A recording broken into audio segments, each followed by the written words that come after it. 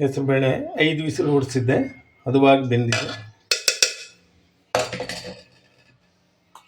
ಬೆಲ್ಲ ಒಂದು 1/4 kg ಬೆಲ್ಲ ತಗೊಂಡಿದ್ದೀನಿ.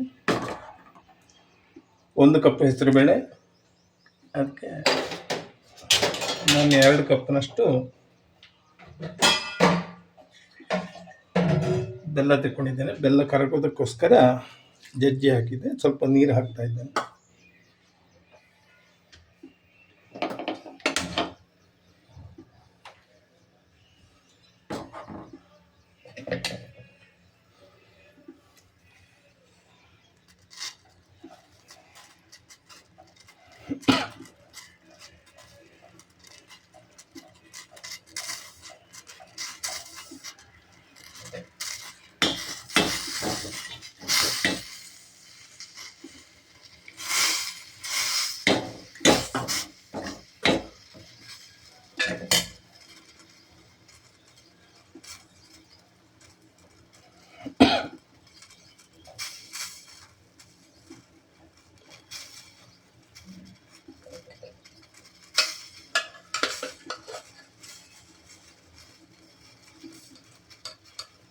ಹೆಸರುಬೇಳೆಯನ್ನು ಹಾಕ್ತಾ ಇದ್ದೇನೆ ಅದಕ್ಕೆ.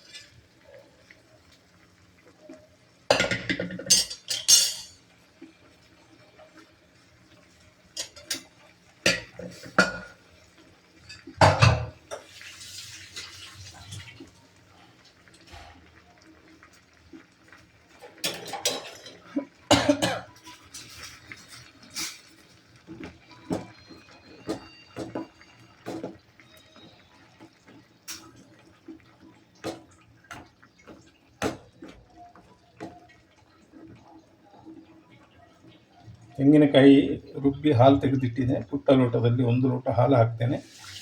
ಹೆಸರುಬೇಳೆ ಪಾಯಸ ಹಾಲು ಹಾಕದೆಯೂ ಮಾಡಲು ರೂಢಿ ಇದೆ. ಇಲ್ಲಿ ನಾನು ಹಾಲು ಹಾಕ್ತಾ ಇದ್ದೇನೆ.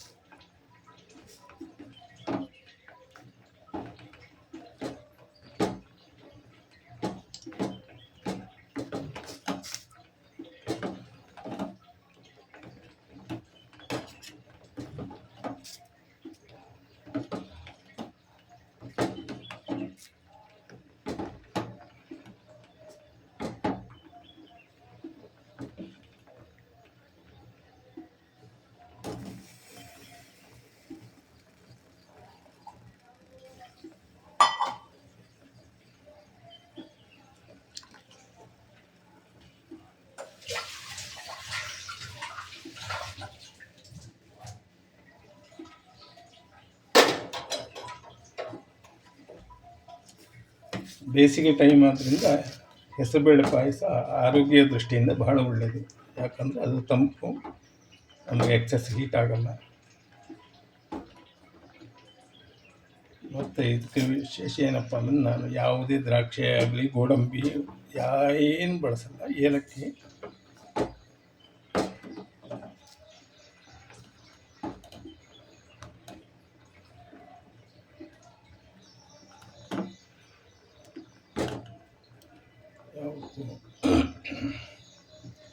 ಎಷ್ಟು ಮಂದ ಬೇಕು ಅದಕ್ಕಿಂತ ಸ್ವಲ್ಪ ಜಾಸ್ತಿ ನೀರು ಮಾಡಿಕೊಳ್ಳಿ ಯಾವತ್ತು. ಅದು ಆರಿದ ಹಾಗೆ ಮಂದಾಗ್ತಾ ಹೋಗುತ್ತೆ.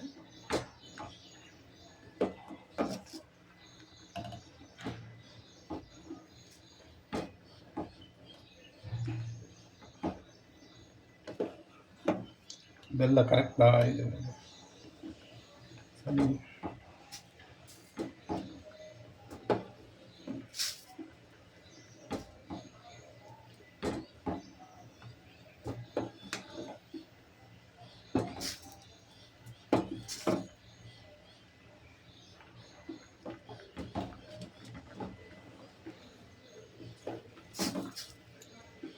ಚೆನ್ನಾಗಿ ಕುದಿ ಬರ್ತಾ ಇದೆ.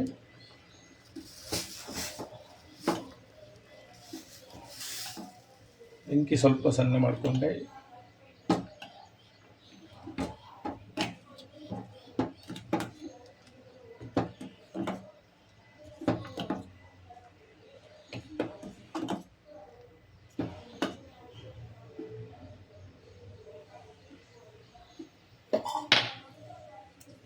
ವೀಕ್ಷಕರೇ, ಹೆಸರುಬೇಳೆ ಪಾಯಸ ರೆಡಿ ಆಯಿತು ನೋಡಿ. ಆರೋಗ್ಯದ ದೃಷ್ಟಿಯಿಂದಲೂ ಒಳ್ಳೆಯದು. ನೀವು ಬೆಲ್ಲ ಜಾಸ್ತಿ ಹಾಕಿದಷ್ಟು ನಿಮಗೆ ಹೆಸರುಬೇಳೆ ಪಾಯಸದ ರುಚಿಯೇ ಬೇರೆ. ನೋಡಿ, ಮಾಡಿಕೊಳ್ಳಿ. ನಿಮಗೆ ಇಷ್ಟವಾದರೆ ಸಬ್ಸ್ಕ್ರೈಬ್ ಮಾಡಿ. ನನ್ನ ಯೂಟ್ಯೂಬ್ ಚಾನಲನ್ನು ಪ್ರೋತ್ಸಾಹಿಸಿ. ಧನ್ಯವಾದಗಳು.